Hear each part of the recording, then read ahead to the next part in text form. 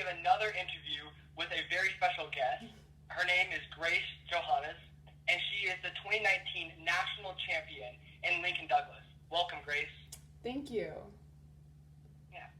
So the first question I'm going to start out with is, how'd you get into speech and debate? Like, how'd you get started? How'd you hear about it? How'd you get hooked? All that stuff. Yeah, I have a sister who is 2 years older than me who took speech and debate before I did. But for the most part, our school district places a pretty heavy emphasis on it for kids who like history and who like English. So a culmination of those two kind of led me to taking debate class my freshman year, and then I ended up taking it for all 4 years. That's pretty interesting. So, like, when you first started speech and debate, what made you, like, really, like, what did you really like about it over, like, other clubs that you might have done? Yeah, I was really intrigued by like speaking in front of people. I've always like had that passion, but especially like learning new things about politics and being exposed to those sorts of issues was something that I'd never had before. I mean, I'd taken history classes, but I'd never been like challenged to go and solve a problem or learn something and then argue with people about it. So getting to use that skill set is what really kind of reeled me in. So you were talking about how, like, you've always been really excited to speak in front of people. Are you nervous when you speak in front of people, or are you not when you speak, or what? I'm usually not nervous when I speak in front of people, as long as I'm prepared. If I'm unprepared to speak in front of people, that's when kind of my nerves start to kick in. But if I know what I'm going to say, I feel like I'm usually pretty comfortable. Mm-hmm. And with that saying, is there more nerves, do you feel like, when you're in front of, like, the national stage, like, on stage, or is not really for you? At Nationals this year, I was way more comfortable than I expected. When I woke up on Friday morning, I was definitely pretty nervous. I was like, oh my goodness gracious, this is really happening to me. And I started to feel sick. But like after about like 30 minutes, I just kind of realized like I've done all the hard work to get here, and clearly I've been winning these rounds for the most part. So I kind of felt a little bit at peace, as it was something I had not only been dreaming about for years, and kind of it was coming. I was a little bit more excited than I was nervous. That makes sense. So what is your favorite part of speech and debate, if you had to say one thing about the entire club? Or Yeah. the entire activity? I think my favorite part is kind of the getting to know the people. I come from an area in Missouri where there's two separate circuits in Kansas City and in Springfield, but for the most part, everyone is really close friends, regardless of if they're from different schools. So getting to make all these friendships with kids that I was competing against, always talking to them about, debate, but also about random politics and random things in our lives and getting to know each other, it created like an environment of not only people supporting each other, but like getting to know all of these really intelligent, hardworking, smart people, and getting to go to tournaments and spend my weekends with them was like what really made me enjoy the activity. Yeah, that's one of my favorite parts too, because like I feel like most activities that you do in like high school doesn't like send you to like national events and stuff like that. And with the people in your circuit, you get really close with them, at least in my experience. Like the people's names that you compete against normally, and so it's a really good bonding experience. Yeah, especially being from Missouri, our circuit is pretty isolated. We're not allowed to compete on the national circuit. So being only able to compete in these 2 or 3 cities, all of us really get like to have a close bond. Mm-hmm. Would you say it's harder to compete at like the national tournament when you're not able to compete at national circuit tournaments, or like that's kind of confusing because at my circuit you're allowed to compete at national circuit tournaments. So like, how is that different? Do you think that's a hindrance or what? Yeah, so I was actually allowed this year to go to one national circuit tournament, a very small one. I went to Dowling in Des Moines, which is like a finals TOC bid, so a pretty small tournament. And for the most part, I've noticed that kids who debate in Missouri have a style that's obviously very different from national circuit debate, especially national circuit LD. And I honestly think that our style is pretty applicable to success at nationals too. I mean, it was interesting because I didn't know anyone that I was debating at nationals, but also it was nice because I had no idea that I was debating people who had been on stage last year. I had no exposure to that, and I wasn't really sure what was going on, and I think that ignorance was a little bit of bliss for me. But I don't think that it was necessarily a hindrance to only ever compete in Missouri because our circuit really is so strong. Mm-hmm. Yeah, that's interesting because That's the same thing. I interviewed Taylor Hedrick with HI, and she said that she doesn't really go to national circuit tournaments besides for NSDA nationals. And she was talking about, and I mean, she was national champion. So it's just interesting to hear from people who don't, always go in that circuit, Yeah. and who are really successful. Yeah, it is definitely an interesting dynamic. Mm-hmm. So, what do you think your greatest strategy in debate is? If you had a couple things that you wanted, that you think got you ahead so much, what would you say that they were? Yeah, I mean, I think a few things that got me ahead is I was definitely willing to work with my teammates to find the best argument possible. I spent a lot of time and a lot of hard work on constructing my cases and picking the best arguments. But once I did that, my main focus then was on practicing my speeches. I know a lot of times kids get sucked into the trap of always wanting to write drills, always wanting to cut cards, whereas my focus on prep was probably 50% standing up and doing a practice speech and working the arguments through out verbally so that when I was in a round, those skills would directly transfer. That's pretty interesting, yeah. I can see how that would be, most people would get off. So you think that a reason you're really successful is because you focus on, when you're giving your speech, the delivery, how much do you think delivery has to play into winning a round? Yeah, so my thought is I spend all of this time writing a case and writing good arguments, and if I don't practice how to tell that story to the judge effectively, they're never going to sign their ballot for me. I can have the best arguments in the world down on my paper, but unless I'm able to effectively tell the judge what those arguments are and how to vote on them, I will lose the round.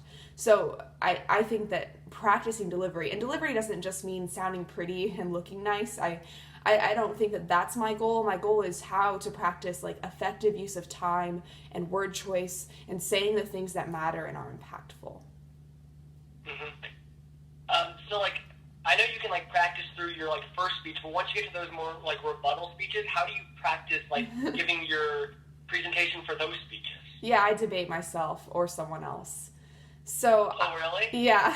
So this year I had two other teammates from my school qualified to nationals in LD, as well as one student from a school nearby. So we debated each other a lot. But when I don't have someone to debate me, I just debate myself. I pick up one speech and I deliver it, and then I do the other speech, and then I just start giving the rebuttal against myself. And I record the speeches, and then I watch them back either by myself or with a coach, and correct and redo the speeches till I think they're perfect. And once you start debating others in your circuit or debating yourself, do you notice a certain couple arguments that really stand out, and then you can actually have practiced speeches for those specific arguments, and then you can use those in round? Or is it more just practicing delivery against arguments that you've not heard? Yeah, I mean, I usually pick arguments that I think will be most common. I usually also just answer my own arguments because I've done the hard work to pick what I think are the best arguments in the round. But yeah, I don't know. I often just kind of go through my list of potential arguments that I can think of, and I'll even just write a fake case from someone and just practice answering those arguments too. Common ones I would expect. That's interesting. Mm-hmm. Okay, so so you're talking about kind of questioning. Do you have your questions picked out before, or do you base them off the case that you hear? Yeah, so for CrossX, I started pre-writing my questions when I was a novice because I was really nervous that I would run out of questions. I wouldn't be able to make it through a 2-minute crossfire, or 2 or 3 minute crossfire. I don't remember how long PF crossfires are. But I basically, when I became a sophomore and a junior, I started realizing that my pre-written questions were pretty fire and that I was good at pre-writing them. So I have picked that up as a habit. And every time I debate a round, I have a page of about 20 questions that I could ask on each side that I think are a trap. So I usually ask probably 3 or 4 of those and then make up other questions based on their case and ask those supplementarily. Yeah. So I've been doing Congress debate for the past, 3 years, and all the strategies I know are for Congress debate. But next year, I'm moving to Colorado. I've actually already moved to Colorado, but I'm going to start out in a new circuit, new state, and all that stuff. And for the first half of the year, you can't do Congress debate, so I'm going to pick up LD debate. Mm-hmm. So for me and other new LD debaters, what would you say to them if you had some things you wanted to tell new novices or me picking up LD? Yeah, so I'm a new LD debater too. I learned Lincoln Douglas debate about a year ago exactly. I did PF my freshman, sophomore, and junior year with minor success. I did fine on the local circuit, but I never qualified to nationals in it. So following my junior year, I had gone to nationals in extemp and really, really hated it because extemp is just, it's a lot at nationals. And so I decided that instead of finding a new partner, that I was going to instead do Lincoln Douglas. So my advice to anyone who's learning Lincoln Douglas is to allow your skills to apply to themselves. LD is not that crazy of a debate type. All you have to do really is just focus on the arguments and not get too caught up in the style of the debate. Just talk about what you think matters and why it matters and practice more. It's a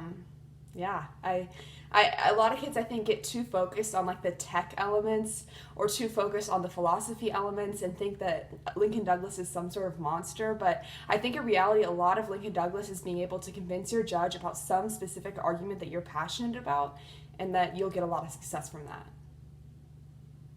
Yeah, that's very, okay, that sounds good. That makes sense also. So like you've done speech and debate, I mean different events for a while. How does speech and debate change your day-to-day life, or changed maybe the way you, like, I guess, approach the things you do? Has it changed it at all, do you think? I mean, a lot of my life definitely became more focused on speech and debate, but an interesting, like, side effect of it is that I'm less likely to argue with people now, because I have just realized that being so adversarial all the time about certain things only kind of divides people. So, like, getting in an argument with someone about politics and yelling at them and trying to prove that you're wrong, I've noticed throughout this entire activity that that's what kind of divides us more. So being in speech and debate has actually taught me how to have, like, respectful conversations with people without always trying to win them, but more trying to just, like, get on the same page and, like, discuss ideas. Yeah, I would also agree with that. Like, I feel like with me, speech and debate has taught me to not really just, like, it's less of just like I'm going to shout at you and you shout at me as a type of argument, which a lot of America has fallen into, you know? And then more of like I'm going to use what I know, the facts that I've researched for speech and debate, and actually have like an educated like conversation about it. Because speech and debate, I totally agree with you, has like, at least for me, it's taught me both, like to look at both sides of every like point, you know? Instead of just looking at one side, because you have to prep both. And so I feel like it's helped me to kind of be more open to more different people's ideas. Yeah, for sure. Yeah. So you're wrapping up your high school career and you're moving on to college. What would you say if you could say something to like the whole speech and debate community? Because like I don't have a huge following, but like if you wanted to say something to people who are in the speech and debate community watching this video right now, what would you say to them? Like as a community? So basically the day after nationals, I sat down and I thought about that for a second. Like, what do I want to leave this activity with? And what I concluded with was that like this community is great and this community is inclusive to a lot of people, but we have a lot of work to be done for female debaters. I walked away from nationals with a very sour taste in my mouth, watching what happens in public forum to lead to hardly any people breaking being female and it being male dominated. So my message to this community that like I hope that people will take away is like recognizing that like this is more of a problem than what we think. Like, it's not just judges voting down women, it's competitors not supporting them, it's other people in the activity not being willing to accept women in debate. And there are, like, intrinsic biases that we're not recognizing that are harming women, from, like, the team level with people not being willing to work with women to, like, even voting them down directly because of their gender. So that's definitely something I'm passionate about. And I actually wrote a really long message about it on my Instagram about kind of what I thought about that. Yeah, I actually did read through that one, and it was very interesting. And also, when I watched the POI national champion and her like amazing piece about women in debate, and it was